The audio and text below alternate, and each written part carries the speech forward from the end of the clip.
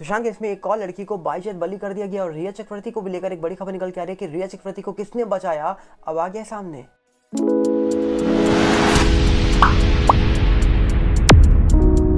सबसे पहले यहाँ पर हम आपको बता दें कि रिया चक्रवर्ती को लेकर अब कहा जा रहा है कि एक बड़ा खुलासा हो रहा है, जहां पे कहा जा रहा है कि रिया चक्रवर्ती अब सुशांत केस से बरी होती हुई नजर आ रही हैं। वहीं पे दावा ये भी हो रहा है कि रिया चक्रवर्ती को एनडीपीएस एक्ट 27A के तहत पकड़ा गया था और इस एक्ट के तहत जब इनकी बेल ऑर्डर सामने निकल के आई तो समझ आया कि आखिरकार रिया को लेकर किस प्रकार लोगों ने बचाया और रिया को इतने बड़े बड़े लोगों का सपोर्ट मिला, जिसके बाद रिया आज बाइज्जत बली होने वाली है जल्द सुशांत केस से। पर उससे पहले एक और लड़की को भी बाइज्जत बली कर दिया गया है क्या एनसीबी के द्वारा सुशांत केस में, क्योंकि कहा जा रहा है कि इनकी जो चैट थी वो रिया शॉबी के साथ निकल के आ रही थी और दावा ये हो रहा था कि इनकी चैट में कुछ ड्रग्स की बातें निकल के आ रही थी। पर फाइनली अब इनको भी बाइज्जत बली करने में क्या लोग लग गए हैं। सबसे पहले यहाँ पर हम आपको बता दें, करिश्मा प्रकाश का नाम आपने सुना होगा। बताया जाता है कि ये सेलिब्रिटी मैनेजर है और किसी का ये भी कहना था कि क्वान जो कंपनी थी उसके अंदर ये काम भी करती थी। सुशांत केस जब हुआ था तब इनका नाम निकल के आया था इस मामले में, और इनका नाम इस प्रकार निकल के आया था कि जो ड्रग्स चैट्स निकल के आई थी उसमें इनका कहीं ना कहीं नाम निकल के आ रहा था। और शायद एक और लड़की थी जिसने 4 बूंद वाली बातें करी थी, अब वो ये थी कोई और थी, इसके बारे में हमको याद नहीं है। पर अब कहा जा रही है कि करिश्मा प्रकाश को लेकर एक बड़ी खबर निकल के आ रही है कि एनसीबी के द्वारा इनका पासपोर्ट लौटा दिया गया है। और ये बताया जा रहा है कि ये सुशांत केस में ड्रग्स मामले में जो निकल के आया था सामने उसमें एक्यूज नहीं थी और अब इनका पासपोर्ट रिटर्न कर दिया गया है। तो क्या एक और लड़की को बाइज्जत बली कर दिया गया है, जहां पर रिया शॉबिक और कई सारे लोगों का नाम एनसीबी की चार्जशीट में था। वो चार्जशीट में नाम होने के बावजूद आज तक क्या निकल के आया बाहर, ये सब जानते हैं आप। पर कहा जा रहा है कि फाइनली एक और मामले से रिया चक्रवर्ती जो है, पहले तो उनके बारे में खबर निकल के आती है और अब खबर निकल के आती है करिश्मा प्रकाश जो है उनको भी बाइज्जत बली करने में क्या कुछ लोग लग गए हैं, क्योंकि रिया चक्रवर्ती को लेकर इतने बड़े खुलासे हुए थे और रिया को लेकर एनसीबी ने चार्जशीट में उनका नाम लिखा था। रिया चक्रवर्ती को 1 महीने तक गिरफ्तार किया था और रिया चक्रवर्ती की चैट्स जब निकल के आई थी तो सवाल उठे थे कि रिया ने तो कितने करोड़ों निकाल लिए सुशांत के अकाउंट से, ऐसी खबरें भी ईडी ने बताई थी। जिसके बाद जब एनसीबी निकल के आई तो एनसीबी ने खुलासे किए तो बहुत सारे चैट्स की बातें निकल के आई, चैट्स की डीलिंग की बातें निकल के आई और ना जाने कौन कौन सी चीज़ों के बारे में चैट्स में लिखा हुआ था। वो सब जानने के बाद इनको गिरफ्तार किया गया।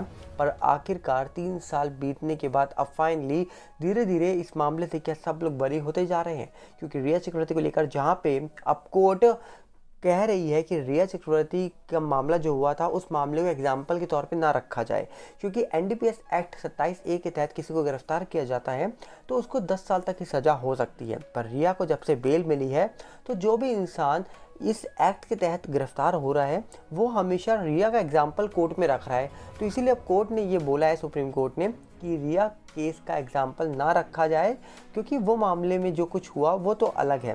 क्योंकि अब कोर्ट भी ये मान रही है कि रिया को बेल देने का डिसीजन जो था वो सही नहीं था कहीं ना कहीं।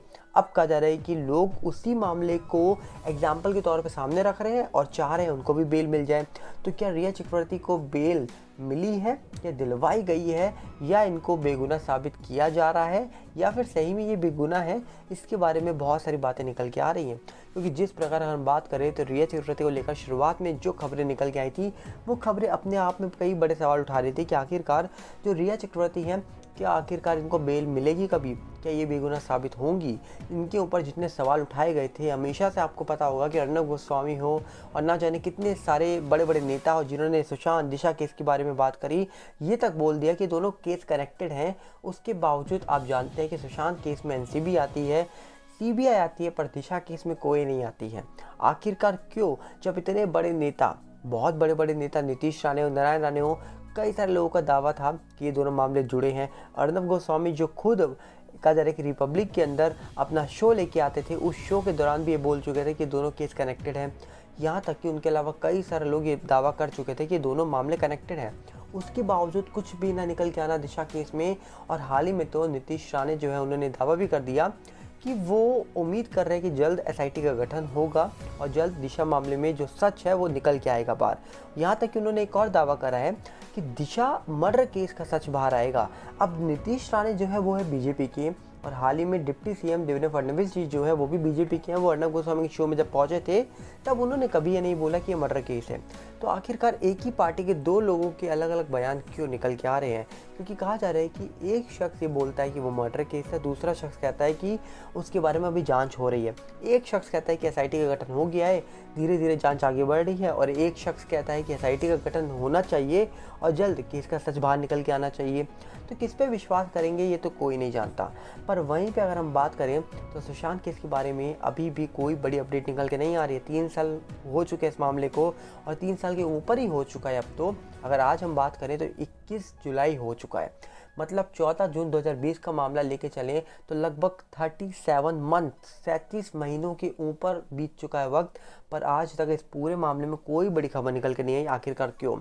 वहीं पर अगर हम बात करें एक और मामले की, समीर बंजारा, जी हाँ, समीर बांगरा जो थे, जो कहा जा रहा था कि एक कंपनी थी, क्योंकि उसके कहा जा रहा है कि सीएफओ थे और वीडियो नेटवर्क मैनेजर थे कंपनी के। कहा जा रहा है कि इन्हीं के कंपनी के जो सीओओ थे, उनका नाम सागर बताया जा रहा था, उनको मुंबई पुलिस ने एक बार पूछताछ के लिए बुलाया था समीर बांगरा का जब मामला हो गया था उसके बाद। तब कहा जा रहा था कि उन्होंने पूछताछ करी थी आदित्य सिसोदिया के बारे में। आदित्य सिसोदिया कौन है? बादशाह, जिनको आप सिंगर के तौर पे जानते होंगे। बादशाह के ऊपर आरोप लगे थे कि 2019 में उन्होंने ये लड़की पागल है जो सॉन्ग आया था, 24 घंटे के लिए उन्होंने बहुत पैसे दिए थे, मतलब करीब कहा जा रहा है कि 75 लाख व्यूज़ बढ़वाए थे उन्होंने, और उसके लिए उन्होंने बहुत पैसे पे करे थे।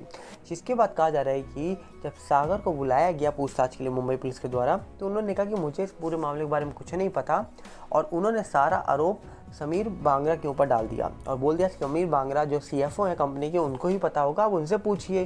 जिसके बाद जो समीर बांगरा थे उनकी डेथ हो चुकी थी 14 जून 2020 को, और जब उन तक ये मामला पहुंचता उससे पहले उनकी डेथ हो चुकी थी, और ये मामला उन तक पहुंचा नहीं। उसके बाद जो बादशाह थे उनके ऊपर आरोप लगाए गए थे, जिसके बारे में कहा जा रहा है कि जो एक फीमेल सिंगर है उन्होंने कंप्लेन की थी मुंबई पुलिस को बादशाह के खिलाफ, उनके गाने के खिलाफ, जिसके बाद कोई एक्शन नहीं हुआ बादशाह के खिलाफ, पर समीर बांगरा को हम खो चुके थे, और इसके बाद जो बादशाह हैं उनके ऊपर कोई एक्शन देखने को नहीं मिला था। ये सब जानते हैं कि अक्सर ये बड़े बड़े लोग अपनी फिल्म हो या फिर अपने जो गाने आते हैं उनके व्यूज़ बढ़ाने के लिए बहुत सारी चीज़ें पे करते हैं। हाल ही में काजोल ने क्या पूछा था, आपको याद है? एक इंटरव्यू में काजोल से पूछा गया कि आप शाहरुख खान से क्या पूछना चाहेंगी, तो वो कहती है मैं शाहरुख खान से पूछूंगी कि भैया सच बताना पठान की कमाई कितनी थी।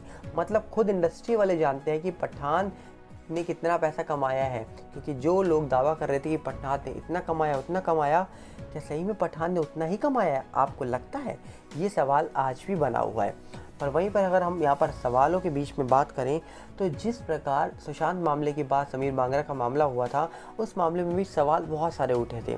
जिस प्रकार उनकी बाइक एक्सीडेंट के बारे में दावा हुआ, जिस प्रकार कई मीडिया रिपोर्ट्स कह रही थी एक्सीडेंट हुआ है कार से, कोई कह रहा था बाइक से हुआ, नंबर प्लेट 786 जो लगी हुई थी उसमें नाम किसी और का आ रहा था, समीर बांगरा की बाइक थी तो उनकी नंबर प्लेट पीछे से आगे कैसे आ गई, अगर वो अकेले गए थे तो साथ में एक बाइकर कौन खड़ा है, जो तस्वीर ली जा रही है बाइक की।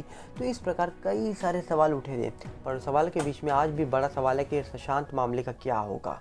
जिस प्रकार सुशांत मामले के बारे में बातें निकल के आ रही हैं, ये साफ प्रतीत हो रहा है कि क्या इस मामले का सच कभी बाहर आएगा भी या नहीं। क्या लगता है आपको? कमेंट बॉक्स आपके लिए खुला है। हम मिलेंगे बहुत जल्दी। नमस्कार, जय हिंद।